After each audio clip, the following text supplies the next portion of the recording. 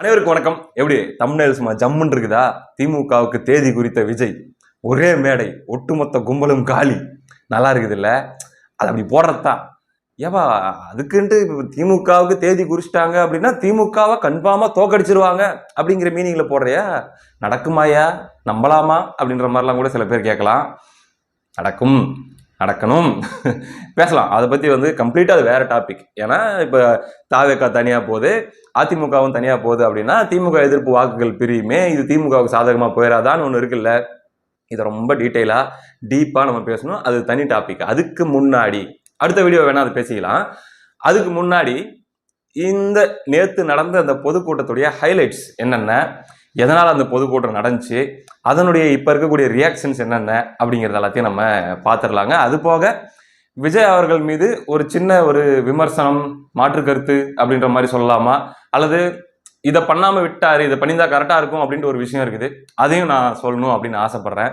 முதல்ல அந்த மேடை, அந்த நிகழ்ச்சி, அதை பற்றி நம்ம பேசிடலாம்.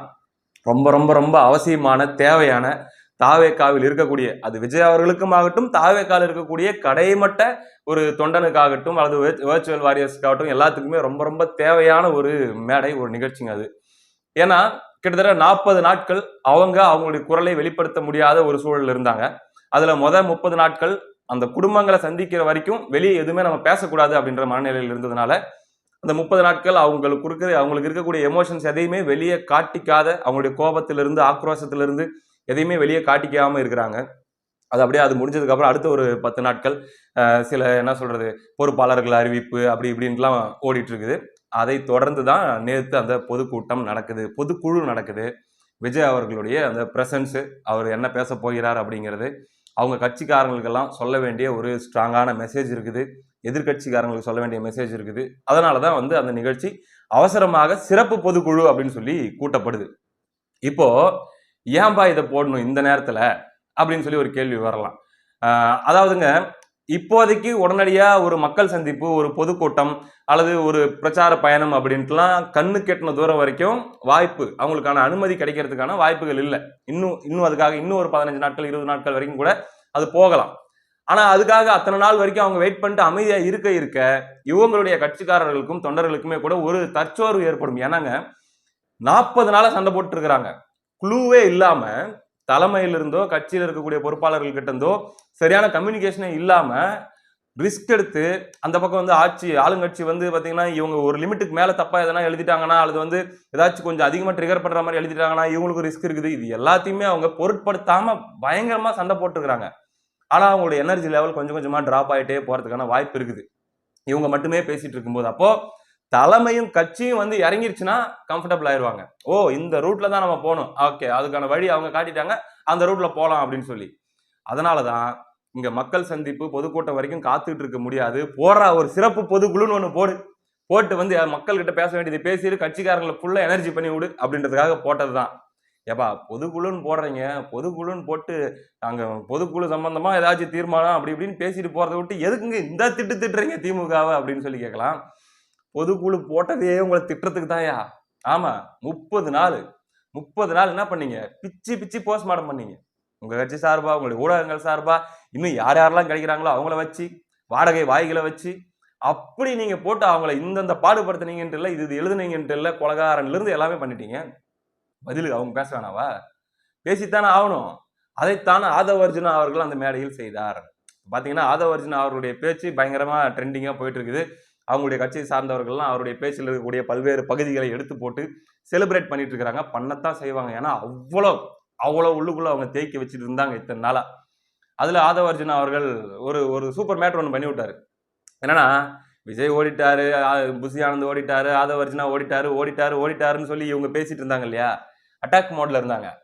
அவங்கள ஒரு டிஃபென்ஸ் மோட்ல வைக்கணும்ல. அப்ப ஸ்டாலின் ஓடிட்டாரு கருணாநிதி அவர்களை கைது பண்ணும்போது அப்படின்னு சொல்லி ஒரு பாயிண்ட் எடுத்து வச்ச உடனே இப்ப நேத்துல இருந்து நாங்க ஓடலன்னு விளக்கம் கொடுக்கிற இடத்துக்கு அவங்க உட்காந்துட்டு இருக்கிறாங்க. ஃபேக்ட் செக்கிங் பண்றாங்க. அவர் ஓடலைங்க, இப்படிங்க அப்படிங்க, முன்கூட்டியே அவர் போயிட்டாருங்க அரெஸ்ட்டுக்கு முன்னாடி, அரெஸ்ட்டுக்கு பயந்தெல்லாம் ஓடினாங்கன்னு சொல்லாதீங்க அப்படின்னு சொல்லி அதான் உட்காந்து இப்ப நீ விளக்கம் கொடுத்துட்டு அப்படிங்கிறத அவங்க பண்ணி விட்டுருக்காங்க. நல்ல விஷயம், பார்ப்பதற்கு நன்றாக இருக்கிறது. எத்தனை நாளைக்கு நீ அட்டாக் மோட்ல இருப்ப, கொஞ்ச நாளைக்கு நீ டிஃபென்ஸ் மோட்ல இரு. ரைட்டு. அடுத்ததாக அவர் ஆதவர்ஜுன் அவர்கள் பேசும்போது பார்த்தீங்கன்னா மீசக்காரர்கள் அப்படின்னு சொல்லி ஒரு விஷயத்த பேசினாரு. ஏன் சட்டையை பிடிச்சி அடிப்பாங்கிற தொடரா பார்க்கலாம் அப்படின்னு சொல்லி ஒரு விஷயத்த அவர் கேட்டிருந்தாரு. நியாயமான கோபம் தான். அனைத்து தொண்டர்களுக்கும் இருக்கக்கூடிய கோபம் தான். ஏன்னா அவ்வளோ டேமேஜ், அவ்வளோ தாக்குதல்கள் நடத்தியிருக்காங்க விஜய் அவர்கள் மீது. ரைட்டு. இந்த இடத்துல நான் ஒரு ஒரு விஷயம் சொன்னேன்ல, ஒரு விஷயத்த செய்ய தவறிட்டாங்களோ, அது செஞ்சிருந்தா நல்லா இருந்திருக்குமோன்ட்டு. அத நான் சொல்லிட்டு அடுத்த பாயிண்ட்டுக்கு போறேன். அது என்ன அப்படின்னா, இந்த கரூர் ஸ்டாம்பேட் நடக்குது இல்லையா? 27ஆம் தேதி செப்டம்பர். அதிலிருந்து திருப்பியும் அந்த 30 நாட்கள் வரைக்கும் மிக மிக கடினமான காலகட்டம் தாவேகாவுக்கு இல்லையா? ஏன்னா, அவங்க கட்சியிலிருந்து அஃபிஷியலா யாரும் பேச முடியாத அந்த சூழ்நிலையில, ஒரு பக்கம் மிக கடுமையாக அவர்கள் மீது கொலைப்பழி ஆகட்டும், அவர்கள் மீது தாக்குதல்கள் ஆகட்டும், அவருடைய பொறுப்பாளர்கள் எல்லாம் வேட்டையாடப்படுறதாகட்டும், இதெல்லாம் நடந்துட்டு இருக்குது. அப்போ அந்த நேரத்துல இவங்களுக்காக எதையும் எதிர்பார்க்காம குரல் கொடுத்தது யாருன்னா, இந்த வெர்ச்சுவல் வாரியர்ஸ். அவங்களுடைய ஐடி விங்ல இருக்கிற பசங்க. பார்த்தீங்கன்னா, என்ன எழுதுனா, எதுக்காக கைதாகும் எதுவுமே தெரியாது. ஆனா எழுதுனாங்க. அவ்வளோ அவங்களுடைய ஆக்டிவிட்டி கடந்த 30 நாட்கள் அப்படிங்கிறது வந்து பார்த்தீங்கன்னா, அ அப்படிங்க எதையும் எதிர்பார்க்காம செய்யக்கூடிய அந்த மாரி தொண்டர்கள் அமைவதெல்லாம் எல்லா கட்சிக்கும் அமைஞ்சிராது. அத அவங்க பண்ணாங்க. 2வது அது போக பார்த்தீங்கன்னா, அந்த 27ஆம் தேதி அந்த சம்பவம் நடக்குது. எல்லாருமே விஜய் அவர்களை நோக்கி தன்னுடைய அந்த ஏவுகணைகளை தயார் நிலையில வச்சிருக்கும்போது, 28ஆம் தேதி காலையில எதிர்க்கட்சி தலைவர் எடப்பாடி பழனிசாமி அவர்கள் வந்து அந்த இடத்துல குடுத்த அந்த ஒரு 10 நிமிஷம் பிரஸ் மீட் அந்த நரேட்டிவ பயங்கரமா சேஞ்ச் பண்ணுச்சு. ஓகே, இந்த பெர்ஸ்பெக்டிவ்லயும் பேசலாம் அப்படின்ட்டு எல்லாருக்குமே அதுக்கான ஒரு வழி ஏற்படுத்தி குடுத்துச்சு. அதுக்கப்புறம் செந்தில் பாலாஜி அவர்கள் ஒரு பிரஸ் மீட்ட போட்டு அந்த பஸ் இருக்கிற மாதிரியான ஒரு ஒரு இதை போட்டு என்னது ஒரு ஸ்லைட் ஷோ போட்டு அதுலலாம் எக்ஸ்பிளைன் பண்ணிட்டு இருந்தார்ல, இதெல்லாம் விஜய் தப்பு விஜய் தப்புன்னு சொல்லி. அப்ப ஆப்போசிட்ல பாத்தீங்கன்னா விஜய் பாஸ்கர் அவர்கள், எம்ஆர் விஜய் பாஸ்கர் அவர் ஒரு பிரஸ் மீட்டை கொடுத்து அவர் அந்த ஆம்புலன்ஸ்கள் வந்தது போனது இது எல்லாத்தையும் பத்தி அவர் அந்த நெரேட்டிவ அவர் உடைச்சாரு. எல்லாருமே அதுக்கடுத்து பல்வேறு எதிர்க்கட்சி தலைவர்கள் தமிழிசை சவுந்தரராஜன் அவர்களாகட்டும், அண்ணாமலை அவர்களாகட்டும், நயினார் நாகேந்திரன் அவர்களாகட்டும், இவங்க எல்லாமே அங்கங்க எப்பப்பெல்லாம் அளவுக்கு அதிகமா இந்த சைடு போதோ அப்பப்பெல்லாம் இவங்க உள்ள வந்து உடைச்சாங்க. கூட்டணியை மனசுக்குள்ள வச்சு போட்டிருப்பாங்க, பேசியிருப்பாங்க, எதிர்பார்ப்புகளோட பேசியிருப்பாங்க அப்படின்னு சொல்லி 1008 கணக்குகள் போட்டாலுமே அந்த நேரத்தில் அது அவ்வளோ பெரிய துணையாக இருந்தது. 3 ஸ்டேஜா பிரிக்கலாங்க. 1 இன்சிடென்ட் நடந்த அடுத்த நாள், அடுத்த 2 நாட்கள்ல நடந்த தலைவர்களுடைய அந்த பங்களிப்பு. அதுக்கு அடுத்து பார்த்தீங்கன்னா, அந்த உயர்நீதிமன்றத்தில் வந்த உத்தரவு. சென்னை உயர்நீதிமன்றத்துல. அது வந்தப்ப மறுபடியும் ஒரு பூதாகரமான ஒரு நரேட்டிவ் ஒண்ணு கிரியேட் பண்ணப்படுது. ஏன்னா திமுக சைடுல இருந்து, திமுக ஆதரவாளர்கள் சைடுல இருந்து எல்லாருமே சில கட்சிகள் உட்பட. அப்ப அத துணிச்சலோடு எதிர்கொண்டு ரிஸ்க் ஆகும். ஏன்னா இது நீதிபதியுடைய உத்தரவு. அப்போ அதுல வந்து ஏதாச்சும் ஒரு வார்த்தை நம்ம எக்ஸ்ட்ரா பேசிட்டோம்னா கூட அரெஸ்ட்ங்கிறது கண்டிப்பா நடக்கும் அப்படின்னு தெரிஞ்சும் உறுதியாக அந்த இடத்துல வந்து மாரிதாஸ் போன்றவர்கள், ஐயா வரதராஜன் போன்றவர்கள் அந்த விஷயத்த அந்த நரேட்டிவ உடைக்கிறதுக்கு அவங்களுடைய பங்களிப்பு ரொம்ப ரொம்ப முக்கியமா இருந்துச்சு. அந்த வீடியோக்கள்லாம் அந்த நேரத்துல மிகப்பெரிய அளவுல சர்க்குலேட் ஆகி அந்த டேமேஜ வந்து கண்ட்ரோல் பண்ணிச்சு. அந்த நரேட்டிவ மாத்துச்சு. ஒரே நைட்ல மாத்துச்சு. அதுக்காக அவங்க 2 பேருமே கைது பண்ணப்பட்டாங்க. மாரிதாஸ் அவர்கள் உடனடியா வந்துட்டாரு. ஐயா வரதராஜன் அவர்கள் 21 நாட்கள் சிறையில் இருந்து அவருடைய 72 வயதுல ரொம்ப அவர் வந்து போயிட்டு ஒரு துயரத்தை அவர் பார்த்துட்டு வந்துட்டாரு. இந்த விஷயத்துக்காக குரல் கொடுத்ததுக்காக. அப்படின்னும் போது பாத்தீங்கன்னா, அது போக ஃபெலிக்ஸ் அவர்கள் டே 1ல இருந்து அவருடைய பங்களிப்பாகட்டும் மிகப்பெரிய அளவுல இருந்துச்சு. ஆமா. இது போக இன்னும் நிறைய பேரு எதிர்பார்ப்பே இல்லாம அந்த நேரத்துல திமுக பண்றது அநியாயம்யா.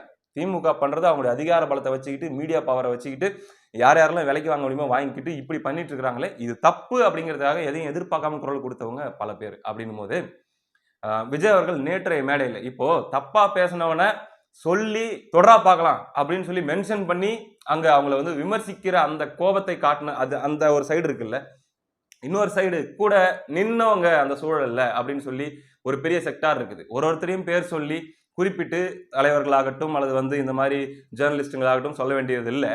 ஆனா பொதுவாக ஒரு வார்த்தை, இந்த சூழல்ல அறத்தின் பக்கம் நின்று எங்களுக்காக குரல் கொடுத்த தலைவர்கள் எல்லாருக்கும், அதே போல ஊடகவியலாளர்கள் எல்லாருக்கும், அதுக்காக சிறை போன எல்லாருக்கும், அது போக எங்களுடைய விர்ச்சுவல் வாரியர்ஸ் எல்லாருக்கும் நாங்கள் நன்றி கடன் பட்டிருக்கிறோம் அல்லது வந்து எங்களுடைய நன்றியை தெரிவிச்சுக்கிறோன்ற ஒரு வார்த்தையை விஜய் அவர்கள் சொல்லியிருந்தாருன்னா இது இன்னும் கூடுதல் சிறப்பாக இருந்திருக்கும் அப்படின்றது என்னுடைய தனிப்பட்ட கருத்து.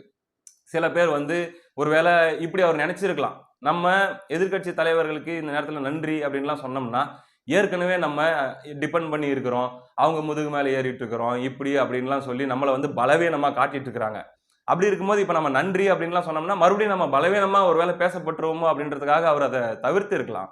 ஏன்னா நமக்கு தெரியும் தனிப்பட்ட முறையில எல்லார்கிட்டயுமே தாவேக தரப்பு விஜய் அவர்களே கூட தலைவர்கள்கிட்ட அவர் நன்றி சொல்றதாகட்டும், அல்லது இந்த மாதிரியான கைது செய்யப்பட்டவங்களுக்கு களத்துல போய் நின்று சப்போர்ட் பண்ணதாகட்டும், இது எல்லாமே தாவேகா பண்ணாங்க. ஆனா மேடையில ஒரு தடவை அதை சொல்லியிருந்தா இன்னும் கூடுதல் அழகா இருந்திருக்கும். அது எந்த வகையிலும் விஜய் அவர்கள் பலவீனமாக பார்க்கப்பட்டிருக்க மாட்டார்.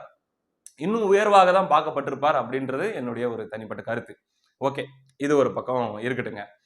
அடுத்ததாக அடுத்து மறுபடியும் இந்த பொதுக்குழுல நடந்த விஷயங்கள், அதுல டெலிவர் பண்ணப்பட்ட மெசேஜஸ்க்குள்ள நம்ம போயிரலாம். விஜய் அவர்கள் தேதி குறிக்கிறாரு. 2026 மே மாசம். பார்த்துக்கங்க. இப்பயே அறிக்கையை ரெடி பண்ணி வச்சிருங்க. அதாவது மக்களுடைய தீர்ப்பை நாங்கள் தலைவணங்கி ஏற்றுக்கொள்கிறோம். தோக்கும் போதெல்லாம் கொடுக்கிற ஸ்டேட்மெண்ட். அதை இப்பயே ரெடி பண்ணி வச்சிருங்க. ஏன்னா நீங்க தோக்க போறீங்க அப்படின்னு சொல்லி அந்த இடத்துல வெளிப்படையாக அவர் உடைக்கிறார். எப்படிப்பா அது? எப்படி இது சாத்தியம்? இந்த இடம் தான் கேள்விக்குள்ளாகுதுன்னு சொல்லி நிறைய பேர் கேட்கலாம். ரொம்ப டெக்னிக்கலா, ரொம்ப டீப்பா பார்க்க வேண்டிய ஒரு விஷயம். அதனால தான் அதை நம்ம அடுத்த வீடியோல இது எப்படி எப்படிலாம் சாத்தியப்படும் அப்படிங்கிறத பத்தின நம்மளுடைய பார்வையை நம்ம ஷேர் பண்ணிக்கலாம் அப்படின்னு நம்ம நினைக்கிறோம். இப்ப இந்த பொதுக்குழு நடந்ததுக்கு அப்புறம் பாத்தீங்கன்னா திமுகவுடைய கும்பல் ஆகட்டும், திமுகவுடைய ஆதரவாளர்கள் அப்படின்ற பேர்ல இருக்கிறவங்க, அல்லது திமுக எதிர்ப்பாளர்கள் அப்படின்ற பேர்ல இருந்து திமுகவுக்கு ஆதரவா வேலை செய்யறவங்க, இவங்க எல்லாருமே மறுபடியும் கையா மையான்னு கதற ஆரம்பிச்சிட்டாங்க, கத்த ஆரம்பிச்சிட்டாங்க.